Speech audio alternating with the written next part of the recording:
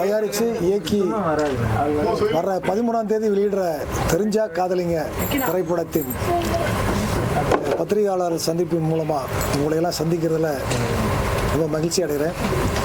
முதற்கண் எங்களோட agriland film சார்பாக உங்கள் அனைவரையும் வருக வருக என இருகரம் கூப்பி வரவேற்கிறேன். நான் பேச விட்டால் நிறையா பேசிகிட்டே இருப்பேன், அதனால் டைம் கொஞ்சம் கம்மியாக இருக்கிறனால கொஞ்சம் சுருக்கமாக பேசுகிறேன். ஒரு எழுத்தாளனுடைய எழுத்துக்கள் 100% மக்களின் இதயங்களை தொடுமேயானால் அவன் சிறந்த எழுத்தாளனாக கருதப்படுகிறான். அதுவே 190% மக்களின் இதயங்களை மாற்றினால் அவன் மாபெரும் சாதனையாளனாகிறான் என்பது ஒரு புதுமொழி. ஏறக்குறைய 40 ஆண்டு கால போராட்டத்துக்கு அப்புறம் இந்த படத்தை எடுத்து ஒன்றும் சிறந்த எழுத்தாளனா இல்லை சாதனையாளனா இந்த ரிசல்ட்டுக்காக காத்துக்கிட்டு இருக்கிறேன். எப்படி +2 முடிச்சுட்டு நீட்டு தேர்வு எழுதி காத்துட்டு இருக்காங்களோ அந்த மாதிரி மக்களுடைய தீர்ப்புக்காக நான் காத்துக்கிட்டு இருக்கிறேன். மக்கள் இந்த இதை ஏற்று எனக்கு ஒரு நல்ல தீர்ப்பு கொடுத்துட்டாங்கன்னா அடுத்து என்னுடைய கலைப்பயணம் நிச்சயமாக மக்களுக்கு தேவையான நிறைய கருத்துக்களை சொல்லக்கூடிய வகைகளை படங்கள் எடுக்க தயாராக இருக்கிறேன். இந்த படத்தை பொறுத்த வகையில் ஒரு விஷயம் சொல்கிறேன். இந்த படத்தை பொறுத்த வகையில் எப்படி இந்த படம் பார்த்தா எப்படி இருக்கும் அப்படின்னா, ஒரு பனிபடர்ந்த மலைகளுக்கு மத்தியில் அழகான ஒரு ஆற்றங்கரையில் தோப்புகளும் துறவுகளும் சுற்றி நிறைந்த ஒரு இடத்துல பச்சை பசேல்னு பசுமையான போர் விரித்தது மாதிரியான ஒரு பச்சை புல்வெளியும் நடுவில் பனியை சுமந்து வர்ற அந்த தென்றல் காற்றை போர்வியாக போத்திட்டு போனால் எப்படி இருக்கும், அந்த மாதிரி இனிமையாக சுவையாக இருக்கும் இந்த படம். அமைதியான, ஆர்ப்பாட்டம் இல்லாத, அடிதடி ரத்தம் இதெல்லாம் இல்லாத ஒரு அழகான ஒரு அமைதியான படம். மக்களுக்கு நான் இதன் மூலம் சொல்லிக்கிற விஷயம் என்னென்னா, இந்த படத்தை திரைப்படத்தில் பாருங்கள், திரையரங்குகளில் பாருங்கள். இந்த படத்தை பார்த்துட்டு நீங்கள் வீட்டுக்கு போனீங்கன்னா, வீட்டுக்கு போனதுக்கப்புறம் ஒரு செகண்ட் அப்படி யோசிச்சிங்கன்னா உங்களுக்கு யோசிக்க தோணும், நிச்சயமாக தோணும். இந்த படம் பார்த்துட்டு போன உடனே இந்த படத்தில் ஏதோ சொல்லியிருக்கானே, அது என்ன விஷயம், அது நமக்கு புரியலையே அப்படிங்கிற மாதிரி ஒரு கேள்விக்குறி உங்களுக்கு வரும். அப்படி அந்த கேள்விக்குறி வரும்போது நீங்கள் திரும்பவும் திரையரங்கில் இந்த படத்தை பார்த்தீங்கன்னா, இந்த படத்தில் ஒரு 5 சூட்சுமம் மறைந்திருக்கு. 2வது முறை நீங்கள் பார்க்கும்போது நிச்சயமாக அந்த 5 சூட்சுமம் உங்களுக்கு புரியும். அதை நீங்கள் படத்தில் பார்த்துட்டு எனக்கு சொன்னால் நான் சந்தோஷப்படுவேன். நன்றி. வணக்கம் எல்லாருக்கும். இன்றைக்கி எல்லோரும் பார்க்க முடிஞ்சது ரொம்ப சந்தோஷமாக இருக்குது. இந்த ஒரு ப்ரெஸ் மீட்க்கு வர எல்லாருக்கும் வந்தது ரொம்ப சந்தோஷம். நீங்கள் இந்த படத்தோட மெயின் டைரக்டர் என்னை நம்பி இந்த மாதிரி ஒரு கேரக்டர் கொடுத்துருக்காங்க, அதுக்கு ரொம்ப ரொம்ப நன்றி சார். எல்லாருக்கும் இந்த கேமரா சார் சந்துரு சார், அப்புறம் dance master Ramesh sir, Kamal sir இருக்காங்க. இதில் ஹீரோஸாக இருக்கிற கிரண் அண்ணா, விபின் அண்ணா, ஷாதுல் அண்ணா எல்லாரும் ரொம்ப சப்போர்ட்டிவாக இருந்தாங்க. இந்த படம் February 13th ரிலீஸ் ஆகுது. ஸோ எல்லாருமே தியேட்டரில் போய் பார்க்கணும், ரொம்ப சப்போர்ட் பண்ணணும். இது வரைக்கும் இந்த மாதிரி இதில் சப்போர்ட் இருக்கணும். தேங்க்யூ.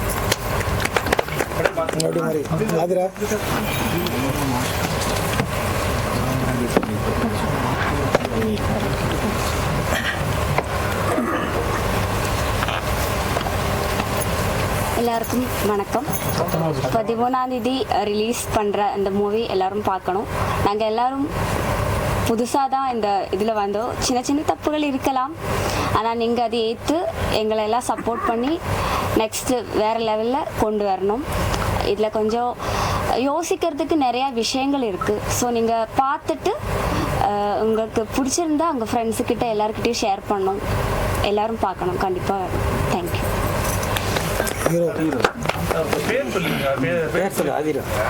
என்னோட பேரு ஆதிரா, எங்க ஊரு கேரளா.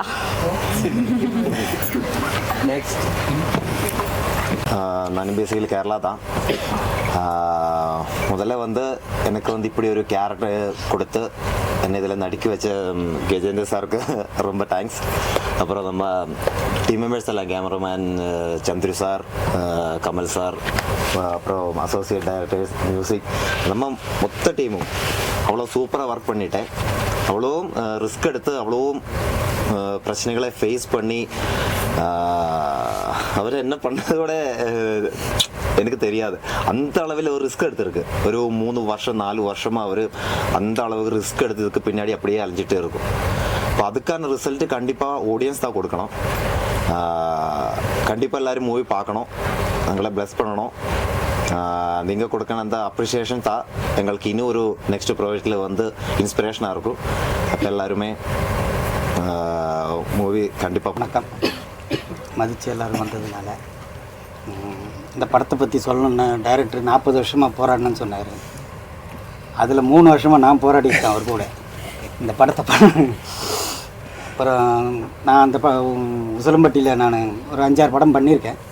உசிலம்பட்டியில் ஷூட்டிங்கில் என்னை பார்த்துட்டு வந்து நான் ஒரு டைரக்டர் படம் பண்ணால் நீங்கள் தான் கேமராமேன் சொல்லி என்கிட்ட வந்து சொன்னார். கண்டிப்பாக பண்ணுவோம் சார்னு சொன்னேன்.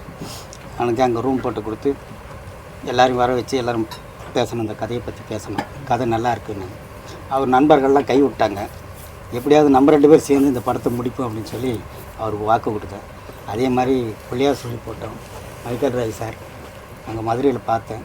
அவரையும் கூப்பிட்டு வந்து உள்ளே உட்கார வச்சு இது எப்படியாவது ஆரம்பிக்கலாம்னு சொல்லி இந்த படத்தை ஆரம்பித்து இன்றைக்கி முடித்து கொண்டு வந்திருக்கேன். இதை தேட்டர் வரைக்கும் கொண்டு போகிறதுக்கு உங்கள் கையில் தான் இருக்குது. எல்லாத்தையும் சின்ன படங்களெல்லாம் கொஞ்சம் ஊக்குவிச்சு நல்லா சப்போர்ட் பண்ணிங்கனாக்கா இந்த மாதிரி சின்ன டைரக்டர், சின்ன கேமராமேன், எல்லா டெக்னீஷியனும் வளருவாங்க. அப்புறம் இந்த படத்தில் ஒர்க் பண்ண music director, dance master, makeup man வரல, மற்ற 3 ஹீரோக்கள், 2 heroine, Michael Rai sir, villain sir, co director எல்லாருமே இது கூட இருந்து ஒத்துழைச்சாங்க. அதனால் நல்லபடியாக அந்த படத்தை முடித்து கொண்டு வந்து சேர்த்துருக்கோம். இனி உங்கள் கையில் தான் இருக்குது. நன்றி, வணக்கம் சார். நடன இயக்குனர் ரமேஷ் கமல். இந்த டைரக்டர் சார் கஜேந்திரன் சாரோட சப்ஜெக்ட் வந்து எனக்கு ரொம்ப பிடிச்சிருந்தது. பாடல்களும் ரொம்ப அற்புதமாக ஒரு உயிரோட்டம். எனக்கு என்னமோ நான் நிறைய படங்கள் பண்ணியிருக்கேன். இந்த படத்தில் பார்க்கும்போது பாடல்களுக்கும் ரொம்ப உயிர் கொடுத்து ரொம்ப திருப்திப்படுத்துறதுக்கு ரொம்ப கஷ்டம். எனக்கு ரொம்ப ஒரு அருமையான ஒரு இயக்குனர் பரிச்சயமாக இருக்காங்க கஜேந்திரன் சார். ரொம்ப அற்புதமான இந்த படத்தில் எல்லாருமே சார் சொல்லப்போனால் ஒரு அற்புதமான ஒரு படம். 3 இடத்துல எல்லாமே நான் எங்கே போனாலும் எந்த தியேட்டரில் போய் இந்த படம் பார்த்தாலும் சரி 3 இடத்துல கிளாப்ஸ் தட்டிருக்காங்க. எல்லாருமே கை தட்டிருக்காங்க. எல்லா ஊடக நண்பர்களும் பத்திரிகை ஆசிரியர்களும் இந்த படத்தில் நடிச்சிருக்கிற கதாநாயகிங்க ஏதோ ஒரு நிறைய படங்கள் பண்ண மாதிரி பண்ணியிருக்காங்க. இந்த பிபின், சாதுல், கிரண், அந்த அஜன்யா, ஆதிரா, மைக்கேல் ராய் சார், இசையமைப்பாளர் திரு மகேந்திரன் சார், கோல்டு சந்திர கேமராமேன், கோ டைரக்டர் டூ பன்னீர்செல்வம் சார், எல்லாருமே ரொம்ப அற்புதமாக எல்லாருமே கஷ்டப்பட்டு பண்ணோம் சொல்லுவாங்க. எல்லாருமே இஷ்டப்பட்டு பண்ணியிருக்காங்க. எங்களுக்கு வந்து ஒரு தந்தை மாதிரி இருந்து, ஒரு தாய் தந்தை மாதிரி இருந்து கஜேந்திரன் சார் ரொம்ப அற்புதமாக எங்களுக்கு சரியான ட்ரீட்மெண்ட் கொடுத்துருக்காங்க. எந்த குறையும் வைக்கல. இந்த படத்தில் எனக்கு மொத்தம் 7 லொக்கேஷன். அந்த 7 லொக்கேஷன்லையும் ரொம்ப அற்புதமாக எனக்கு இது வரைக்கும் யாருமே எனக்கு இந்த மாதிரி வேணும் கேட்டது கிடையாது. சாருக்கு திருப்தி படுத்துறது ரொம்ப கஷ்டம். ஒரு சாங் 7 நாள் 6 நாள் சார் திருப்தி படுத்தவே முடியாது. நான் பாரதி ராஜா சார்கிட்ட ஒர்க் பண்ணியிருக்கேன், பாலச்சந்திர சார்கிட்ட ஒர்க் பண்ணியிருக்கேன், விக்ரமான் சார்கிட்டையும் ஒர்க் பண்ணியிருக்கேன். அதுபோல் சத்தியமாக நான் சொல்கிறேன், நான் நிறைய படங்கள் பண்ணியிருக்கேன். தெரிஞ்ச காதலுங்க 100க்கு 100 சக்ஸஸ் ஆகும். மறுபடியும் ஒரு பாரதி ராஜா சார், மறுபடியும் ஒரு விக்ரம் சார் உருவாகியிருக்காங்க. இந்த படம் ஜெயிக்கணும்னு சொல்லி நான் மனதார நேசிக்கிறேன். தேங்க்யூ.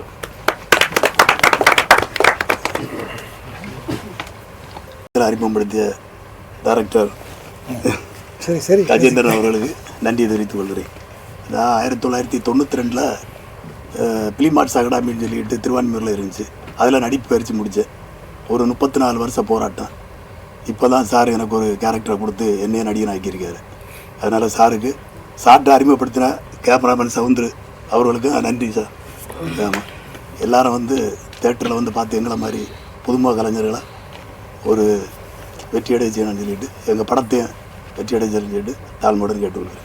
வணக்கம். இனிய மாலை வணக்கம். முதல்ல வந்து என்னை பெற்றெடுத்த தாய்க்கு நான் நன்றி சொல்லிக்கிறேன். இந்த மேடையை, இந்த நிகழ்ச்சிக்கு என்னை உருவாக்கி என்னை பெற்றெடுத்த தாய்க்கு முதற்கண் வணக்கம். நான் வந்து இது 9வது படம் எனக்கு இசையமைக்கிறது. ஈரோடு சௌந்தர் சார் தான் என்னை அறிமுகப்படுத்தினார். Director Erode Soundar sir. அப்புறம் டைரக்டர் கஜேந்தர் சார் வந்து இந்த மாதிரி என்னுடைய பாடல்கள் கேட்டு இந்த மாதிரி சுச்சுவேஷன் சொல்லி இந்த மாதிரி சாங் பண்ணணும்னு சொன்னார். உண்மையிலேயே ஒரு கோடான கோடி நன்றி சொல்லிக்கிறேன். நான் 4 பாட்டு இந்த படத்தில் பின்னணி இசை எல்லாம் ரொம்ப அருமையாக வந்திருக்கு. டைரக்டர் வந்து லிரிக்கு தான் டியூன் பண்ணது. இந்த முதல் பாட்டு கடவுளின் அழகிய கவிதை இது, அந்த லிரிக் அனுப்பின உடனே டியூன் பண்ணி அனுப்பின உடனே ரொம்ப பிடிச்சிருந்தது. அதுக்கப்புறம் தான் என்னை கன்ஃபார்ம் பண்ணார், இந்த படத்துக்கு நீங்கள் 4 பாட்டு மியூசிக் டைரக்ஷன் பண்ணுங்கள். ஆனால் இது ரொம்ப இம்பார்ட்டண்ட், பேக்ரவுண்ட் மியூசிக், பின்னணி இசை ரொம்ப நல்லா பண்ணணும். சாங் பண்ணிடலாம், ஆனால் பின்னணி இசை கோர்வை பண்ணுறது ரொம்ப சிரமம், எனக்கு பிடிச்ச மாதிரி நீங்கள் பண்ணி கொடுக்கணும் அப்படின்னு கேட்டிருந்தார். படம் ஃபுல்லாக முடிஞ்சு வந்ததுக்கப்புறம் ரீல் பை ரீல் பார்த்தோம். டப்பிங் ஸ்டுடியோவிலே டப்பிங் பண்ணும்போதே சார் வந்து ஒவ்வொரு ரீலாக காமிச்சு எனக்கு இப்படி வேணும் அப்படி வேணும் ஐடியா கொடுத்தாரு. அவருக்கு பிடிச்ச மாதிரியே அந்த படத்துக்கு ஒவ்வொரு reel by reel music compose பண்ணி பேக்ரவுண்ட் மியூசிக் பண்ணி அவர் காமிக்கும் போது ரொம்ப பிடிச்சிருந்தது அவருக்கு. அதே மாதிரி நிறைய இடத்துல உங்கள் சோலோ வயலின், அந்த வயலின் உண்மையிலே சொல்கிறேன், ராஜா சார்கிட்ட, ரகுமான் சார்கிட்ட, ஹாரிஸ் ஜெயராஜ் கிட்ட வாசிக்கிறது தான் சோலோ பிளேயர் வயலின். அந்த வயலின் அவரை கூப்பிட்டு தான் அந்த வயலின் ரெக்கார்ட் பண்ணேன். கிளைமேக்ஸ்லாம் வரும் இந்த சீன்ஸ் எல்லாமே. உண்மையிலே லைவ் எல்லாம் பண்ணி அந்த அளவுக்கு ஃப்ரீடம் கொடுத்தாரு டைரக்டர். சாங்குக்கும் சரி, சாங்கில் எல்லாமே லைவ் இன்ஸ்ட்ருமெண்ட்ஸ், லைவ் ஃப்ளூட்டு, வயலின்ஸு எல்லாமே லைவ் ஆர்கெஸ்ட்ரா போட்டு பண்ணேன். இது எனக்கு 9வது படம். எனக்கு தமிழில் வந்து 7 படம் பண்ணேன். கன்னடத்தில் வந்து 2 படம் பண்ணியிருக்கேன் கன்னடா லாங்குவேஜில். அந்த படம் சின்ன பட்ஜெட் மூவிங் தான், ஆனால் மியூசிக் சம்மந்தப்பட்டது அவ்வளோ அழகாக டைரக்டர் பிடிக்கிற மாதிரி அவருக்கு என்ன தேவையோ அந்த மாதிரி நான் அழகாக மியூசிக் அமைச்சு கொடுத்தேன். ரொம்ப சந்தோஷமாக இருக்குது. இது என்னுடைய 9வது படம். இந்த படத்துக்கு 4 பாடல்கள் பேக்ரவுண்ட் மியூசிக். ஃபஸ்ட்டு பாட்டு வந்து ஹரிணி பாடினாங்க. அந்த பாட்டு வந்து உண்மையிலே இப்போது புதுசாக இசையமைச்சிட்ருக்காரு நம்ம சாய் அபயங்கர். அவர் தான் ரெக்கார்டிங் பண்ணதே. இந்த ஃபஸ்ட்டு சாங் வந்து ஹரிணி பாடினாங்க. கடவுளின் அழகிய கவிதை இது, அந்த பாடல் வந்து அவர் தான் எங்களுக்கு ரெக்கார்ட் பண்ணி, உண்மையிலே சொல்கிறேன், ஃப்ரான்சிஸ் டிடிஎஸ் 5.1 அந்த சாங்ஸ் எல்லாம் மிக்ஸ் பண்ணி கொடுத்தாரு ஃப்ரான்சிஸ். அதே மாதிரி கமலா ஸ்டுடியோஸ் சாலிகிராமத்தில், அந்த ஸ்டுடியோவில் தான் சாங்கெல்லாம் ரெக்கார்டிங் பண்ணேன். ஃபஸ்ட்டு சாங் வந்து ஹரிணி பாடினாங்க. 2வது சாங் வந்து முகேஷ் பாடினார். 3வது சாங் வந்து பிரசன்னா, விவி பிரசன்னா. 4வது பாடல் வந்து நியூ சிங்கர்ஸ் எல்லாமே 2 பேர் பாடினாங்க, நடராஜ் அப்புறம் மோனிகான்னு சொல்லிட்டு ஒரு சிங்கர். இந்த 4 பாடல்களும் ரொம்ப அருமையாக வந்திருக்கு. அதான் நீங்கள் பார்த்துருப்பீங்க. உண்மையிலே இந்த படத்துக்கு வந்து ரொம்ப சிரமப்பட்டு ஒரு 30 நாளுக்கு மேலே ஆயிடுச்சு. பேக்ரவுண்ட் மியூசிக் மட்டும் சாங்ஸ் குயிக்காக முடிச்சிட்டேன். ஒரு 1 வீக் 10 டேஸில் முடித்தேன் ஒவ்வொரு சாங்கும். ஆனால் பின்னணி இசை மட்டும் 1 மந்த்துக்கு மேலே ஆயிடுச்சு.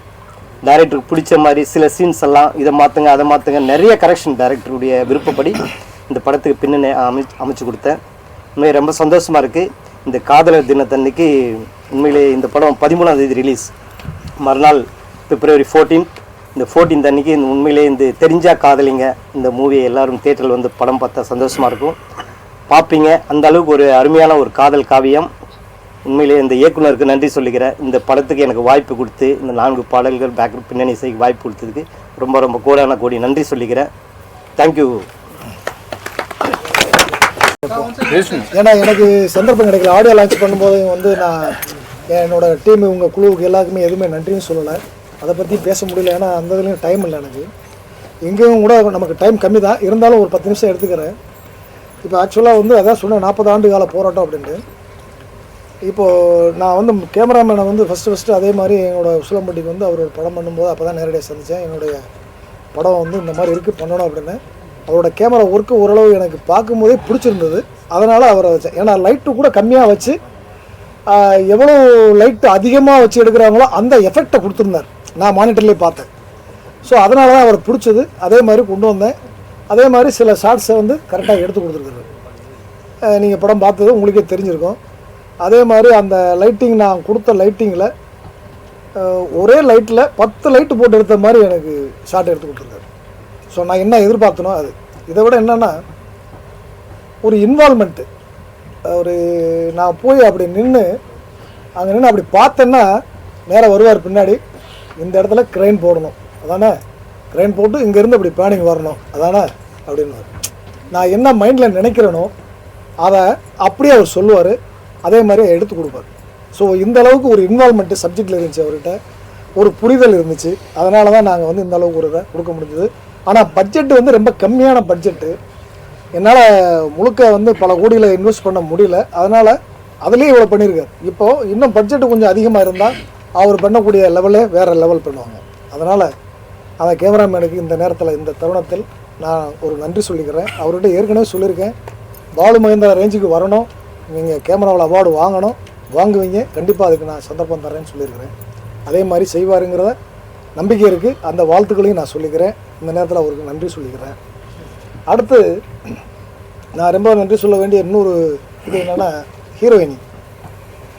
இன்றைக்கி ப்ரெசண்ட் இந்த சூழ்நிலையில் நான் வந்து ஏற்கனவே எத்தனையோ ஹீரோயினி இந்த கதைக்காக நான் தேடி இருக்கேன், செலக்ட் பண்ணியிருக்கிறேன். ஒரு ஹீரோயின்லாம் செலக்ட் பண்ணி ஃபோட்டோ ஷூட் எடுத்து அட்வான்ஸ் எல்லாம் கொடுத்து கன்ஃபார்ம் பண்ணி முடியாமல் போயிடுச்சு. அவங்களால நடிக்க முடியல, லேட் ஆகிடுச்சு. இது வந்து ஒரு ஒரு பிராப்தம்னு கூட சொல்லலாம். இது இவங்க தான் நடிக்கணும் அப்படிங்கிற ஒரு பிராப்தம்னு கூட சொல்லலாம். அந்த மாதிரி வந்தது. இந்த ஹீரோயினியை நான் போய் பார்க்கும்போது ஒரு சின்ன பொண்ணை அப்படியே ஒரு தாவணியை கட்டிட்டு அப்படி வந்து முன்னாடி நின்று உடனே மற்ற என் கூட வந்திருந்தாங்க எல்லோரும், நிறைய ஒரு 5 பேர் வந்திருந்தாங்க. வந்துட்டு பார்த்துட்டு, என்ன சார் இந்த பொண்ணை வந்து பார்க்குறீங்க அப்படின்னா, இருங்க பார்த்துட்டு போவோம் அப்படின்னு ஸ்டில் எடுத்துகிட்டு எல்லாம் பண்ணிவிட்டு வந்துட்டோம். இவங்ககிட்ட சொல்லலை ஹீரோயினி நீங்கள் தான் அப்படின்றது ஃபிக்ஸ் பண்ணலை. நான் போய் ரிசல்ட் பார்த்துட்டு உங்களுக்கு ஃபோன் பண்ணுறேன்னு சொல்லிட்டு வந்துட்டேன். வந்த பின்னாடி என் கூட வரும்போது காரில் வரும்போது 5 பேருமே என் கூட வந்து 5 பேருமே சொல்கிறாங்க, கேமராமேன் முதற்கொண்டு, சார் இந்த பொண்ணு வந்து பல்லு வேறு ஒரு இது பல்லு எக்ஸ்ட்ரா இருக்குது, அதனால் அதை வந்து நீங்கள் மைனஸ் பாயிண்ட்டாக இருக்கும், கேமராவில் காட்டும்போது ஒரு மாதிரி இருக்கும் அப்படின்னாங்க. இப்படி எல்லாருமே டிஸ்கஸ் பண்ணாங்க. எல்லாருமே வந்து ஒத்துக்கல, ஹீரோயினியாக ஒத்துக்கல. எனக்கு வந்து ஒரே ஒரு ஸ்டில்லு மட்டும் இம்ப்ரெஸ் பண்ணிச்சு. அந்த ஒரு ஸ்டில் தான் இந்த பொண்ணை ஹீரோயினியாக செலக்ட் பண்ணுறதுக்கு என்னை இன்ட்யூஸ்மெண்ட் பண்ணிச்சு. அதனால் மைனஸ் பாயிண்ட் எது இருக்கோ அதை ப்ளஸ் பாயிண்ட் ஆக்கிடுறேன் அப்படின்னு சொல்லிட்டு தான் ஒரு சேலஞ்சோடு தான் அந்த பொண்ணை ஹீரோயினியாக இன்ட்ரடியூஸ் பண்ணேன். இன்ட்ரடியூஸ் பண்ணதில் இப்போ நான் என்ன சொல்ல வந்தேன்னா, ஏற்கனவே படம் வந்து நான் ஹீரோயினியாக பேசுறதுக்கு முன்னாடியே சார் எவ்வளோ சம்பளம் தருவீங்க அப்படின்னு கேட்டவங்களாம் நிறைய பேர் இருக்காங்க. சரி நீங்கள் எவ்வளோ எதிர்பார்க்குறீங்க சார், நீங்கள் என்ன பட்ஜெட்டில் போட்டிருக்கிறீங்க, ஸோ நான் என்ன எதிர்பார்க்குறீங்கன்னு கேட்ட அடுத்த நிமிஷம் அவங்க கேட்ட கேள்வி, பட்ஜெட்டில் நீங்கள் என்ன போட்டிருக்கிறீங்க அமௌண்ட்டு அப்படின்னு. ஸோ புதுசாக நடிக்கிறதுக்கு ஒரு வாய்ப்பு கொடுக்குறேன். அப்படிலாம் கேட்டவங்களாம் இருக்கிறாங்க என்கிட்ட. இப்போது இன்னைக்கு வரைக்கும் ஸ்டில் நவ் என்கிட்ட 10 பைசா கூட பணம் வாங்காமல், டிரான்ஸ்போர்ட்டு கூட வாங்காமல் ஒரு ஹீரோயினி எனக்கு அடிச்சு கொடுத்துருக்காரு. அதுக்காக அவங்களுக்கு நான் ரொம்ப நன்றி சொல்ல கடமைப்பட்டிருக்கேன். அவங்க அப்பா அம்மா அதே மாதிரி. அவங்க அப்பா வந்து ரொம்ப ஜென்டில்மேன், பக்கா ஜென்டில்மேன். அவர் வந்து நான் பஸ் ஃபேருக்கு 6 ரூபா கொடுப்பேன், இது வாங்க மாட்டேன்னு சொல்லுவோம். அவங்க அம்மாட்ட கொடுப்பேன், வாங்க மாட்டேன்னு சொல்லுவாங்க. ஏன் வாங்க மாட்டேங்கிறீங்க அப்படின்னா, எங்கள் அப்பா எங்களை கொண்டு போட்டுருவார் அப்படின்னு. ஸோ அவர் சார் நீங்கள் இவ்வளோ ரிஸ்க் எடுக்கிறீங்க, உங்களுக்கு எங்களால் ஃபைனான்ஸ் பண்ண முடியலையே அப்படின்ற வருத்தம் தான் இருக்கே தவிர, மற்றபடி எங்களால் முடிஞ்ச எந்த ஹெல்ப்பையாவது பண்ணுறோம் சார்னு சொல்லிட்டு இன்ன வரைக்கும் டிரான்ஸ்போர்ட் கூட வாங்கினதில்லை. அதனால் அதுக்கு ஒரு நன்றி.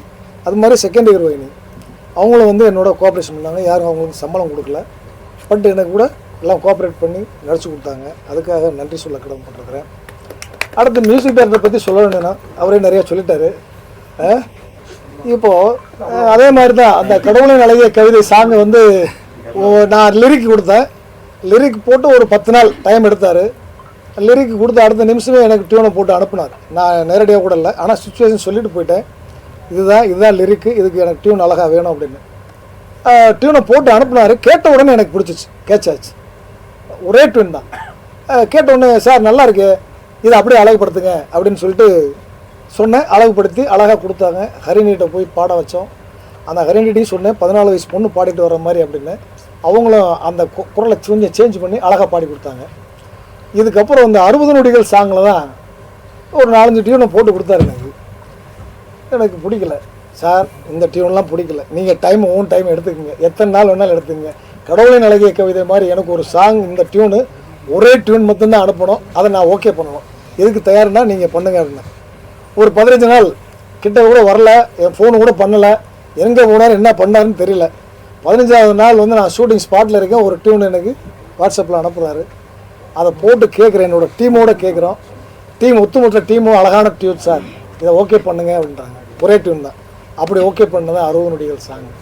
அதனால் மியூசிக் டைரக்டர் இதை அதுக்கு அடுத்த வகையாக இந்த சாங் இதோட ரீரெக்கார்டிங், அதாவது எனக்கு விஷுவல் வந்து நாடகம் மாதிரி டைலாக்காக சும்மா எல்லாத்துக்கும் டைலாக்கை பேசிகிட்டே இருக்கிறது எனக்கு ஏற்கனவே பிடிக்காத ஒரு கான்செப்ட்.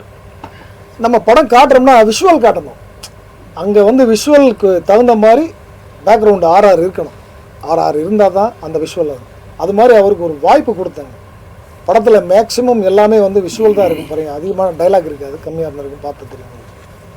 அப்போ அந்த விஷுவலுக்கு எனக்கு இந்த எஃபெக்ட் தான் வேணும் அப்படின்னு அவர் கூட சண்டை போட்டிருக்கேன். அது மாதிரி 1 மாதம் டைமு நான் டைம் எடுத்துக்கங்கன்ட்டேன். ஆனால் பட்ஜெட்டு சின்ன பட்ஜெட்டு சார் அப்படின்னுவார், இதில் லைவ் போடணும் சார் அப்படின்னுவார். சரி சார் போட்டுருவோம் அப்படின்னு கடைசியில் பார்த்துட்டு சார் ஃபைனான்ஸ் கொஞ்சம் இருக்குது, அதனால் லைவ் வேண்டாமே கட் பண்ணிடலாமே. இல்லை சார் போட்டே ஆகணும் சார் அப்படின்ட்டு அவராக ஆளை பிடிச்சி கொண்டு வந்து போட்டு எடுத்துருவார். எடுத்துட்டு அதுக்கப்புறம் சார் எடுத்துட்டேன், அவருக்கு இந்த அமௌண்ட்டு கொஞ்சம் கொடுங்க போங்க அப்படின்னு. அவர் என் ஃப்ரெண்டு தான், எனக்காக வந்தார், பண்ணி கொடுத்தாரு. ஸோ இந்த அளவுக்கு எனக்கு கோஆப்ரேட் பண்ணி இந்த மியூசிக்கை இசையில் வந்து மிகப்பெரிய ஒரு பிரம்மாண்டத்தை ரீரெக்கார்டிங்கில் எனக்கு காட்டியிருக்காரு. அது உண்மையாகவே எனக்கு ரொம்ப பிடிச்சிருந்துச்சி. நான் எதிர்பார்த்தது என்னவோ அதே மாதிரி தான் கிளைமேக்ஸில் வந்து நான் எதிர்பார்த்ததை அப்படியே டபுளாக பண்ணி கொடுத்தாரு. அதுக்காக நான் ஒரு நன்றி சொல்லிக்கிறேன். அது மாதிரி அடுத்து சொல்லணும்னா கொஞ்சம் அதிகமாக சொல்லணும்னா டான்ஸ் மாஸ்டர் வந்து பேசியாச்சு, வர சொல்லிட்டேன், ஸ்பாட்டுக்கு வந்துட்டார். வந்துட்டு டான்ஸ் பண்ணும்போது ப்ரோக்ராம் போயிட்டுருக்கு, ஷூட்டிங் போயிட்டுருக்கு. மாஸ்டர் அப்படின்னா என்ன உடனே சொல்லுங்கள் அப்படின்னுவார். இது மாஸ்டர் இது பிடிக்கலையா, சரி மாற்றுறேன், உடனே ஒரு மூமெண்ட்டை மாற்றுவார். அப்போ ஸ்பாட்லேயே அப்போ அந்த நிமிஷமே மாற்றுவார். இதே மாதிரி நான் சொல்ல சளைக்காமல் பண்ணார். எனக்கு மாஸ்டர் அப்படின்னா மாஸ்டர் அப்படியா சரி தம்பி மாற்று அப்படின்றவார். உடனே கமல் உடனே ஓடி போய் டான்ஸ் மூமெண்ட் வேறு மாற்றிடுவாங்க. அப்படி மாற்றி அப்படி கொடுத்துட்டு கடைசியாகவும் ஒரு வார்த்தையும் சொன்னார், நீங்கள் வந்து என்னைய கொத்தடிமையாக நடத்துறீங்க அப்படின்னாரு. என்னென்ன ஊரில் சார் ஷூட் பண்ணீங்க? இது வந்து நான் தேனி டிஸ்ட்ரிக்ட்டு, வருசநாடு, முருக்கோடை, ஓட்டணை,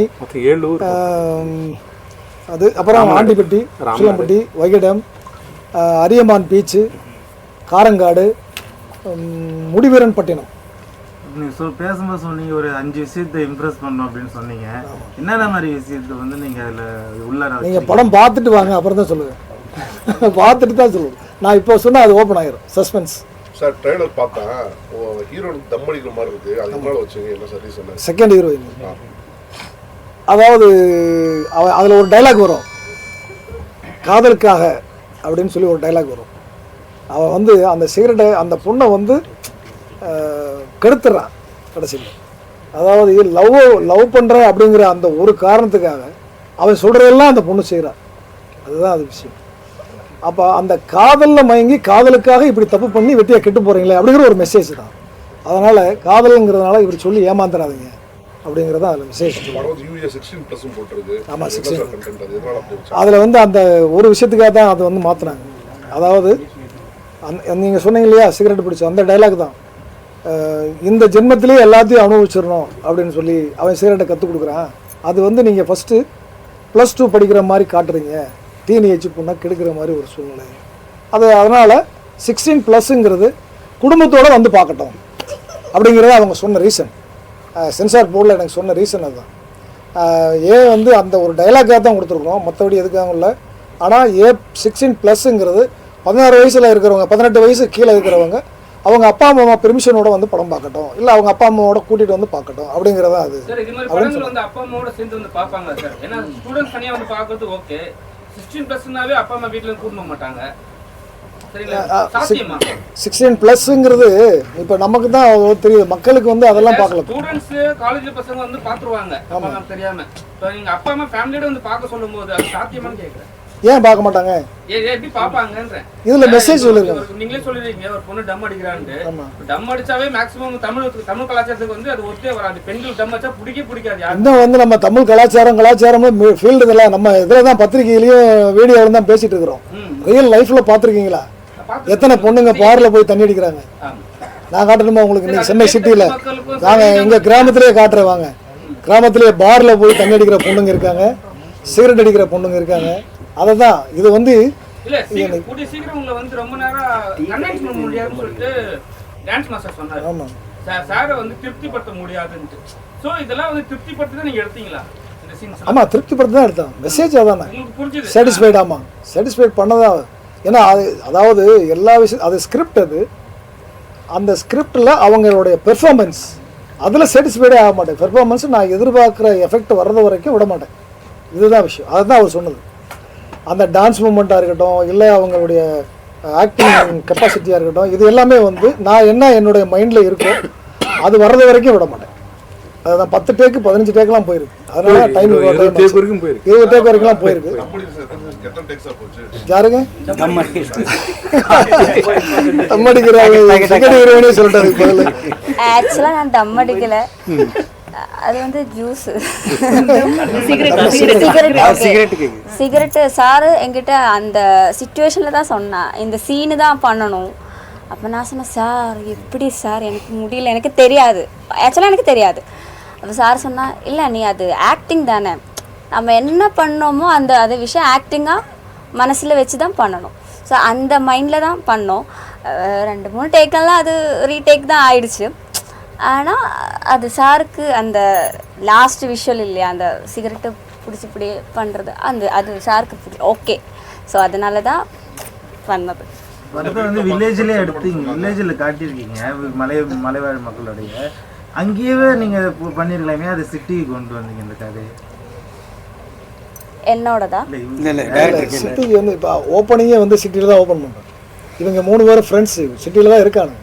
அவன் சாமியார் ஆக போகிறேன்றான். அவனுடைய எய்மே வந்து விவேகானந்தர் மாதிரி பெரிய ஞானியாகி மக்களுக்கு போதனை பண்ணணும் அப்படிங்கிறது அவனுடைய கேரக்டர். இவங்க 3 பேரும் ஒரே க்ளோஸ் ஃப்ரெண்டு. அங்கே வந்து அந்த பொண்ணு வந்து தாயில்லா பொண்ணு, தாத்தா மட்டும்தான் இருக்கிறார்.